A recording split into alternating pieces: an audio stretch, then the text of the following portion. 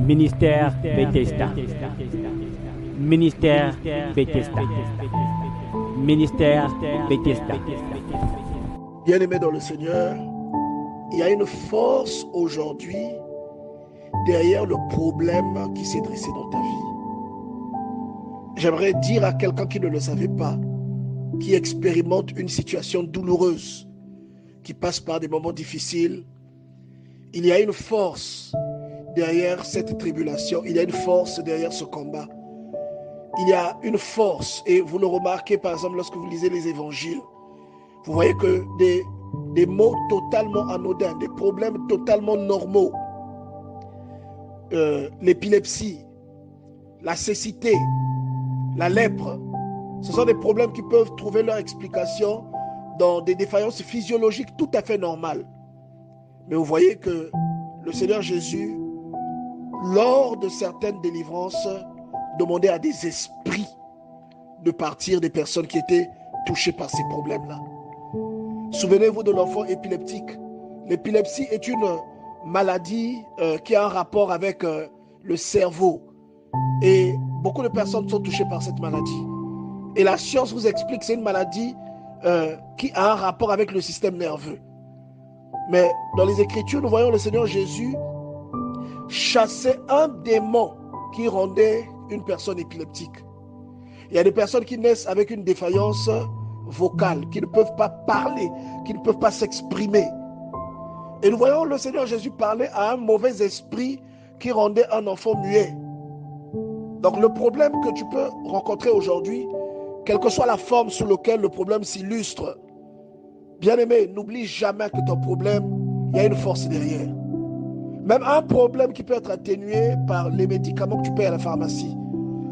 Si la prière peut régler ce problème, sache qu'il y a une force derrière ce problème. Nous avons vu des paralytiques, c'est-à-dire une personne qui a des nerfs qui ne fonctionnent plus et la personne ne peut plus se mettre debout. La personne est paralysée. Vous vous rappelez tous de cette histoire de cet homme qui était à la piscine de Bethesda, qui était couché depuis 38 ans. Et le Seigneur a parlé à cet homme-là s'est relevé. Nous avons tous entendu parler de la femme à la perte de sang, qui n'a fait que toucher le vêtement du Seigneur. La perte de sang s'est arrêtée. Ce que la médecine arrive à traiter, l'esprit ou encore le Seigneur peut traiter cela également. Mais ce que le Seigneur peut traiter, la pharmacie ou la science ne peut pas traiter tous ces cas-là. Vous voyez ce que je veux dire? Ce que j'essaie de vous dire ici, c'est que le problème qui est dans votre vie n'est pas seulement un problème physiologique, mais c'est un problème parfois qui cache aussi une force derrière. La Bible déclare, c'est pourquoi prenez toutes les armes de Dieu afin de pouvoir résister dans le mauvais jour. C'est-à-dire, Dieu est en train de vous dire que le mauvais jour là viendra dans votre vie. Il est en train de vous dire que si vous passez par un mauvais jour, ce n'est pas la peine de pleurer, de dire que Dieu vous abandonne. Il dit que ça fait partie de votre cursus. Le mauvais jour là sera là dans votre vie, il va s'illustrer. Mais il dit, mais qu'est-ce que vous devez faire? Beaucoup de personnes passent par le mauvais jour, mais sans avoir lu Éphésiens chapitre 6, verset 13. Qu'est-ce que ces personnes font? Ces personnes-là parfois se lamentent et pleurent. Mais Dieu vous a averti, avant même votre naissance. Dieu a pris le soin de vous donner la parole de Dieu pour que vous sachiez que le mauvais jour, vous le vivrez tôt ou tard dans votre vie. Vous passerez par des mauvais jours. Et il vous dit comment vous comporter. Il vous dit que dans le mauvais jour, ce que vous devez faire, c'est de prendre les armes de Dieu afin de pouvoir résister dans le mauvais jour et de tenir ferme après avoir tout surmonté. Vous voyez, Dieu nous donne la solution, en fait, le mode opératoire. Il dit le mauvais jour arrivera. S'il n'est pas encore arrivé dans votre vie, sachez qu'il arrivera. Ne soyez pas surpris quand il arrivera. Et Dieu donne cette parole à ses enfants parce que le mauvais jour fait partie de notre lot. Le mauvais jour fait partie des choses que nous expérimentons. Il dit ce mauvais jour-là arrivera tôt ou tard dans votre vie. Vous allez l'expérimenter. Mais si cela arrive, revêtez-vous de toutes les armes de Dieu. Cela vous permettra de résister. L'arme principale de Dieu, c'est la parole. Vous voyez? L'une des armes majeures, c'est la foi. Sinon, l'arme incontournable, la foi. C'est l'arme grâce à laquelle vous êtes unis à Dieu. Vous voyez? Il dit, bon, vous, depuis que vous avez votre problème, qu'est-ce que vous avez fait? Quelle est l'arme que vous avez utilisée? Vous êtes laxiste, vous êtes en train de pleurer de votre côté, mais le diable va gagner du terrain. Le désert qu'il y a dans votre vie, que vous voyez de loin, il va se rapprocher de vous. Vous devez prendre une décision où vous dites à Dieu que moi, je vais entrer dans une situation de guerre. Il y a des choses que je ne peux plus faire. Il y a des choses que je vais couper dans ma vie pour que tu entendes ma voix. Oui. Il y a des choses que je vais prendre comme résolution et que je vais appliquer pour que le désert la rétrécisse. Au lieu d'avancer, il doit rétrécir. Si vous faites cela, le désert rétrécira. Beaucoup de gens se plaignent de leurs problèmes, que voilà, j'ai tel problème. Et il y a même des gens qui blâment Dieu. Pire, moi je dis souvent aux gens, vous n'aurez jamais raison devant Dieu. Lorsque nous nous plaignons, si on pouvait avoir Dieu à côté de nous, il va vous démontrer 36 000 fois que vous avez tort. Que même parfois la situation qui empire dans votre vie, c'est vous qui occasionnez cela. Parce qu'au départ, lorsqu'un problème arrive dans votre vie, pour Dieu, ce problème-là ne va pas s'étendre. Et l'exemple par excellence que je vais vous prendre, c'est l'exemple des enfants d'Israël. Souvenez-vous des enfants d'Israël, ils avaient une route qui leur permettait d'aller à Canaan en 11 jours. Et Dieu a dit à Moïse, cette route-là est bordée des Philistins. S'ils prennent cette route, ils seront dissuadés et ils repartiront en Égypte à cause de la guerre. Donc prenez le contour. Ils ont fait le contour a duré 2 ans. Au bout de 2 ans, ils sont arrivés là où Dieu voulait qu'ils arrivent. Mais le comportement qu'ils ont eu dans le désert, le comportement que tu as eu dans ton problème va étendre la durée de ton problème. Le comportement qu'ils ont eu dans le désert a poussé Dieu à leur demander de faire demi-tour vers l'Égypte. Il a dit, faites demi-tour, retournez en direction de l'Égypte. Et ils ont fait 38 ans de plus. En tout, ils ont fait 40 ans dans le désert. Mais ça n'a jamais été le souhait de Dieu qu'ils fassent 40 ans dans ce désert. Les 40 ans sont venus de leur rébellion. Les 40 ans sont venus parce qu'ils n'ont pas cru en Dieu. Ils ont envoyé des espions dans le pays de Canaan. Mais lorsqu'ils sont revenus, ils ont dit que Dieu les livrait à la mort parce que les habitants de Canaan étaient des géants. Vous voyez, qui se voyaient alors comme des fourmis. Ils n'ont pas eu confiance en Dieu. Dieu leur a dit, ah, vous n'avez pas vu ce que j'ai fait en Égypte? Vous n'avez pas vu quand j'ai mis l'Égypte la mer à sec, quand j'ai fondu la mer? Vous n'avez pas vu quand je vous ai nourri, quand le pain est tombé du ciel? Et quand aujourd'hui vous arrivez devant des géants, vous dites que vos enfants vont mourir et que je n'avais pas la capacité de vous emmener dans ce pays. Ok, retournez en Égypte. Ils ont dit non, nous allons partir nous battre. Ils disent non, retournez en Égypte. Aucun d'entre vous n'entrera dans ce pays. Donc votre désert peut s'étendre. Votre problème que vous vivez aujourd'hui dans votre maison peut s'étendre et sortir des cornes. Donc il y a des cornes qui sortent, des moustaches qui sortent de votre problème, des griffes qui sortent de votre problème. Le problème était simple, mais aujourd'hui les griffes sont sorties. Pourquoi? À cause de l'attitude que vous avez eue. Et vous blâmez Dieu. Dieu va vous dire c'est votre faute. Il dira que c'est vous qui avez occasionné cela. Vous voyez? Imaginez un peu les enfants d'Israël en train de se plaindre dans le désert, de sorte que ça faisait 30 ans, 35 ans qu'ils étaient sortis d'Égypte. Est-ce qu'ils auraient eu raison devant Dieu? Non, ils n'auraient pas eu raison parce que Dieu les avait emmenés sur le lieu où ils auraient dû se trouver. Il les a emmenés sur ce lieu au bout de 2 ans. Au bout de 2 ans, ils sont arrivés là. Mais ils n'ont pas fait confiance à Dieu. Ils n'ont pas eu suffisamment de maturité. Ils ont désobéi. La Bible dit, Moïse dit dans le livre de Deutéronome, vous fûtes rebelles à l'ordre de Dieu. Il parle au passé simple. Il dit, vous fûtes rebelles à l'ordre de Dieu. Lorsque Dieu vous a dit, allez prendre possession du pays, vous fûtes rebelles à son ordre. Vous oubliâtes les exploits que Dieu fit en Égypte. Est-ce que vous vous rendez compte? Vous voyez? Donc Dieu, il y a des exploits qu'il a fait dans votre vie. Il y a beaucoup de chômeurs dans ce monde. Vous êtes employé quelque part, vous êtes entrepreneur. Donc vous n'êtes pas chômeur, vous avez de l'argent que vous percevez parce que vous entreprenez des choses. Mais parce qu'il y a une situation qui ne marche pas dans votre vie, vous cessez de croire que Dieu peut vous délivrer. Vous blasphémez parce que vous commencez à blâmer Dieu. Vous commencez à blâmer Dieu, vous commencez à dire que c'est la faute de Dieu. Que c'est Dieu qui vous a emmené là, que c'est Dieu qui vous a dit de faire ci, de faire ça. Vous voyez, Dieu vous dit, ah, tu as oublié que moi j'ai fait sortir l'eau du rocher quand tu avais soif. Tu as oublié que j'ai fait mourir tous les premiers-nés d'Égypte, depuis les animaux jusqu'aux êtres humains. Tu as oublié que j'ai fait 3 jours de nuit en Égypte alors qu'à Goshen il y avait le soleil. Tu as oublié tout ça. Et tu dis que je suis incapable de battre les géants que tu as vus là-bas. Oui, il y a beaucoup de gens qui meurent parce que, regarde, vous allez vous bagarrer. Et il y a même des divorces qui s'occasionnent parce que les gens abordent leurs problèmes d'une mauvaise manière. Il y a des divorces qui interviennent dans des couples parce que les gens abordent leurs problèmes d'une mauvaise manière. Les gens, au lieu de prier, lorsqu'il y a une contradiction dans la maison, ils se confrontent charnellement. Ils s'insultent. Ils s'accusent mutuellement. Et ils vont s'exposer aussi mutuellement. Et ensuite, qu'est-ce qui se passe? Le déchirement intervient. On arrête de s'aimer. Vous voyez? Et le problème, parfois, là où il est aujourd'hui, il aurait pu être moindre si parfois, lorsque tu as remarqué le problème, tu t'étais mis en situation de guerre. Si tu t'étais revêtu de toutes les armes de Dieu. La Bible dit, c'est pourquoi prenez toutes les armes de Dieu afin de pouvoir tenir ferme. Lorsque vous vous battez contre un problème, vous êtes dans une attitude de jeûne. Ce n'est pas un jeûne où vous ne mangez pas tous les jours, mais c'est un jeûne où vous dites que moi, par exemple, je ne peux plus boire même le vin, je ne peux plus.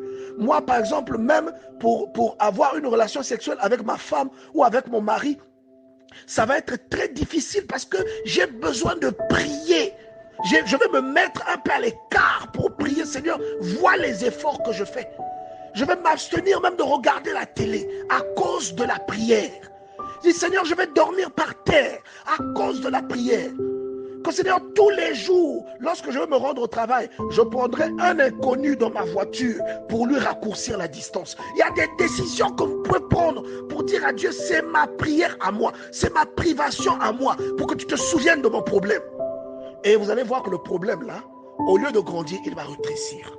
Dieu vous expliquera toujours, non? Que vous n'êtes pas allé jusqu'au bout de l'exploitation de votre délivrance. Il vous expliquera que vous n'êtes pas suffisamment disposé. Dieu vous le dira. Vous n'êtes pas suffisamment disposé. Vous n'avez pas suffisamment cherché sa face. Vous n'avez pas suffisamment jeûné. Vous voyez? Et j'aimerais vous faire un petit témoignage avant de conclure.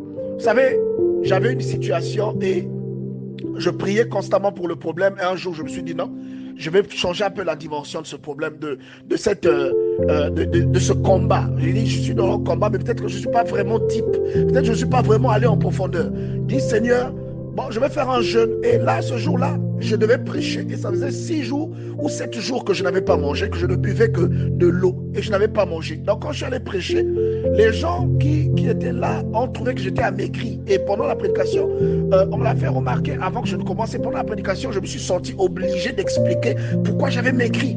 Je leur ai expliqué que j'étais en jeûne à cause d'un problème et que là, on était au 6e ou au 7e jour, mais que le Seigneur commençait à montrer les signes de délivrance. Et je leur ai dit, vous avez remarqué que dans ma vie, puisque je vous partage souvent mes problèmes, vous avez remarqué que souvent, lorsque j'ai un problème, le problème se résorbe.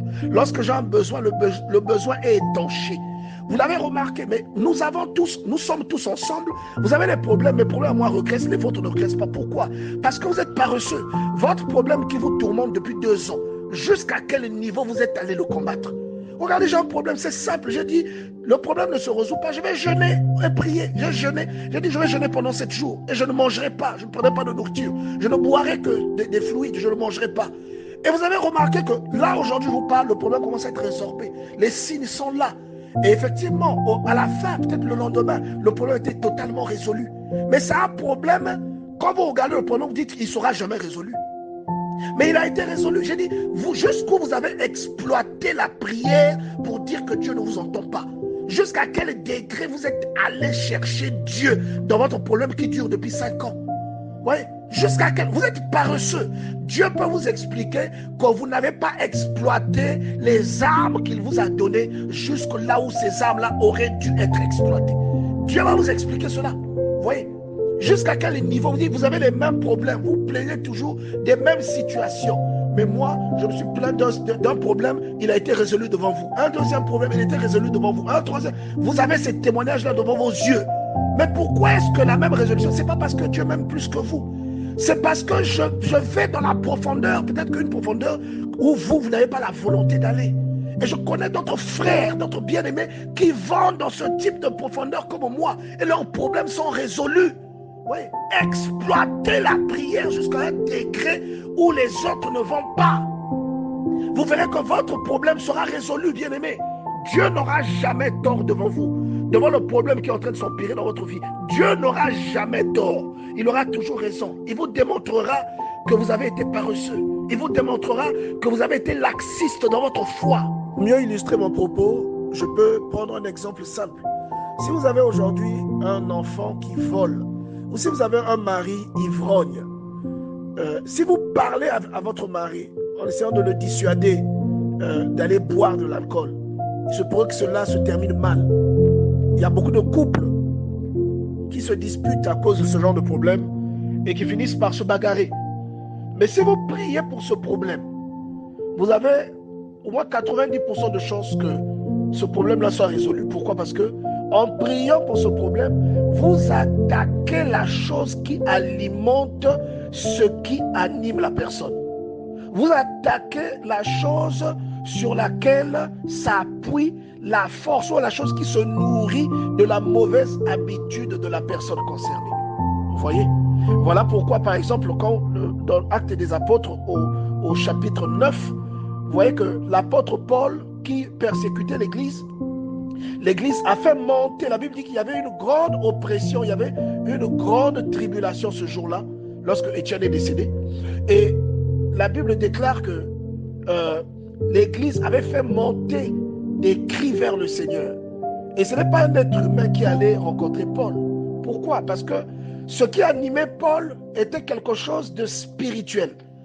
Ce n'était pas, si quelqu'un allait se mettre devant lui pour se battre avec lui, la personne aurait été arrêtée. Mais je vous garantis que la prière, bien aimé, comme vous pouvez le lire dans Actes chapitre 9, la prière a provoqué ce que vous voyez dans Actes chapitre 9, à partir du premier verset. Vous voyez? Pourquoi la prière a provoqué cela? Parce que lorsque vous priez, votre prière est de nature spirituelle et elle attaque le problème à sa source. Parce que le problème est d'abord spirituel. Vous comprenez? Et lorsque vous voyez Pierre, par exemple, en prison, la Bible dit qu'un ange de Dieu est allé le délivrer. Le peuple savait que Pierre allait peut-être être exécuté le lendemain, lorsque Hérode allait le faire comparaître. Alors qu'est-ce que le peuple a fait? Ils n'ont pas fait une opération kamikaze pour aller affronter les gardes. La Bible dit que l'Église a prié le Seigneur à cause de Pierre. Vous voyez? Et il était en prison. Nous savons tout ce que la prison signifie. C'est parfois une situation qui ne marche pas dans votre vie. Et lorsqu'ils ont prié, la Bible dit que le Seigneur a envoyé un ange délivrer Pierre. Et Pierre est sorti. La Bible dit les chaînes sont tombées d'elles-mêmes. Les portes se sont ouvertes d'elles-mêmes. C'est un problème charnel. Mais nous savons que le spirituel résout tous les problèmes. La prière résout tous les problèmes. C'est pourquoi la Bible dit, revêtez-vous de toutes les armes de Dieu afin de pouvoir tenir ferme contre les ruses du diable. Il y a des problèmes que vous vivez aujourd'hui qui ne sont qu'une stratégie du diable pour prendre l'ascendant sur vous. Vous voyez, il y a des problèmes que vous vivez aujourd'hui qui ne sont qu'une ruse de diable pour que votre foi soit atteinte. Le problème que tu es en train de vivre aujourd'hui, ce n'est pas la peine de faire une opération kamikaze où tu vas rentrer en froid avec la personne, par exemple, à laquelle tu es opposé, où tu vas te mettre à injurier, où tu vas te mettre à faire des bagarres tous les jours, où tu vas te mettre à aller parler de tes problèmes à l'extérieur pour dire que, par exemple, que ta femme te trompe, ou que ton mari boit beaucoup, ou qu'il est égoïste, qu'il ne te donne pas de l'argent. Mais ce que Dieu veut que tu fasses, c'est que tu attaques la source de ce problème, que tu t'attaques au nœud de ce problème, que tu ailles vers le réservoir qui donne l'énergie et la force à ce problème. Et c'est une grande révélation que nous avons ici dans Éphésiens chapitre 6. Il dit, revêtez-vous de toutes les armes de Dieu afin de tenir ferme contre les ruses du diable. Il y a beaucoup de ruses qui interviennent dans nos vies. Malheureusement, lorsque nous n'avons pas la connaissance, notre réaction est charnelle. Il y a des gens qui arrêtent de se parler parce qu'ils sont en contradiction. Ils ne savent pas que le problème est spirituel. Que plutôt que d'affronter charnellement le problème, il faut se mettre en prière. Lorsque vous avez un problème, vous êtes dans un désert, bien-aimé dans le Seigneur.